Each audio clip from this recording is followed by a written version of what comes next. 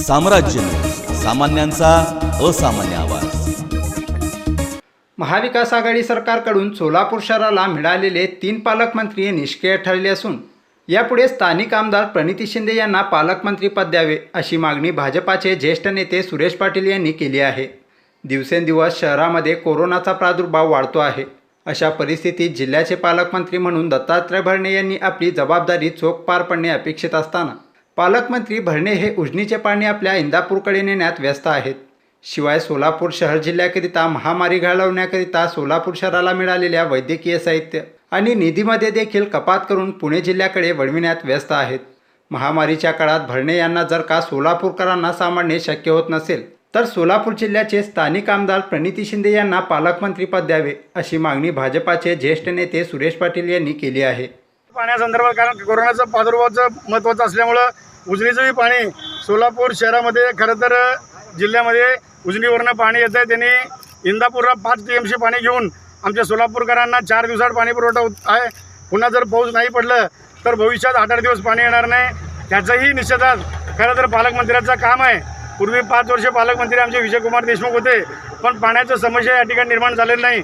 परंतु 5 TMC आणि पाणी देऊन या महानगरपालिकेच्या आणि सोलापूरचं पाणी पुरवणाऱ्या या पालकमंत्र्याला या ठिकाणी काढून टाकावं त्वरित आणि सोलापूर शहराचे जे आमदार आहेत त्यांना पालकमंत्री करावं असं मी माननीय मुख्यमंत्री आणि उपमुख्यमंत्री यांना विनंती करतो। शहरातले आमदार आता आमचे विजयकुमार देशमुख आहेत, आमचे सुभाष देशमुख आहेत, त्यांना जर पालकमंत्री करता येत नाही। आता आहे ते एकच फक्त कोण आहेत आमदार प्रणिती शिंदे।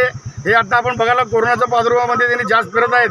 त्यांना जर पालकमंत्री केलं तर ते सोलापूर शहराचे काम करतील। सोलापूर शहराला त्यांना अधिकार आहे, काम करायचं त्यांचं इच्छा आहे।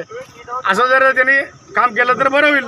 जर प्रणिती पालकमंत्री अजून पुन्हा येणे जसं पुढं मागच्या महिन्यात आता गृहमंत्री झाले ते पालकमंत्री होते, त्याच्यानंतर ते आपले दुसरे पालकमंत्री होते, आता तिसरे पालकमंत्री आहेत। तिन्ही पालकमंत्री हे बिनकामाचे आहेत, फक्त मोठमोठ्या गोष्टी करतात, गोड बोलतात, काम मात्र काही करत नाही असं दिसून येतं।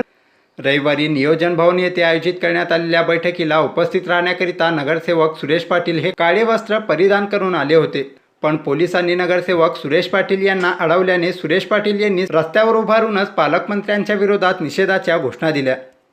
पालकमंत्र्याचा